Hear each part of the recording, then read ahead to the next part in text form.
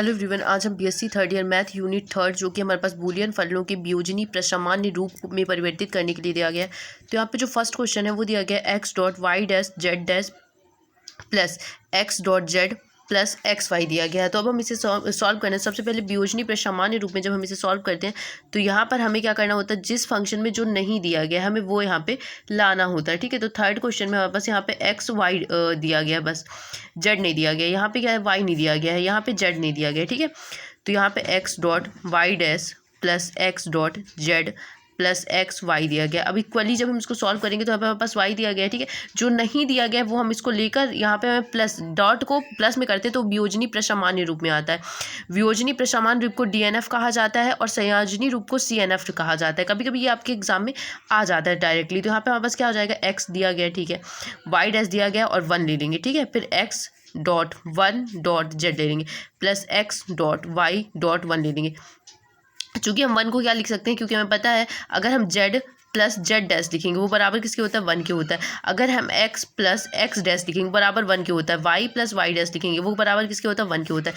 तो इसीलिए अब हम यहाँ पर लिखने वाले हैं x वाई डैश और यहाँ पे क्या आ जाएगा हमारे पास, यहाँ पर आ जाएगा z प्लस जेड डैश, ठीक है, प्लस x, यहाँ पे क्या आ जाएगा y plus Y dash dot Z, ठीक है, प्लस x डॉट वाई और z प्लस जेड डैश आ जाएगा। ठीक है, ये आ गया हमारे पास टोटली।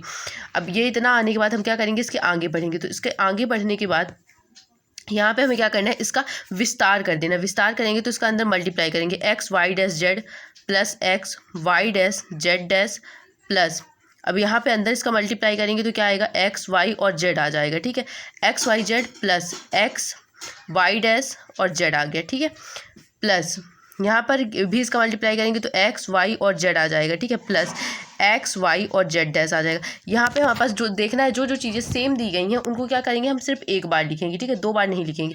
जैसे एक्स वाई डैश जेड दिया गया है, यहाँ पे कहीं और एक्स वाई डैश जेड दिया गया, तो इसको हम कितनी बार लिखेंगे, सिर्फ एक बार लिखेंगे। तो हमारे पास क्या आ जाएगा, X Y dash Z plus X dot Y dot Z. ठीक है, इसको हम थोड़ा सा अरेंज करके लिख रहे हैं। फिर हमारे पास क्या आ जाएगा, एक्स वाई डैश, जो जो चीज़ें 2 बार दी गई उसको हम एक बार लिखेंगे। क्योंकि हमें पता है बूलियन फंक्शन में अगर ए प्लस ए दिया गया है उसको हम क्या लिखते हैं, हम ए ही लिखते हैं। ठीक है, इसी तरीके से यहाँ पर ये 2 चीज़ें दी गई हैं तो इसे एक ही लिखेंगे। तो एक्स वाई डॉट, फिर यहाँ पे X dash Y dash Z dash plus X Y और जेड डैश आ जाएगा। यही आपका फाइनल आंसर होगा, यही हमें निकालना था। तो ये इसका वियोजनी प्रसामान्य रूप हो गया। वियोजनी प्रसामान्य रूप में तीनों चीज़ें होनी चाहिए, प्लस में होनी चाहिए। ठीक है, इसके आगे हम और भी इंपॉर्टेंट क्वेश्चन सॉल्व करेंगे। ये क्वेश्चन काफ़ी बार आपके एग्जाम में पूछा गया है।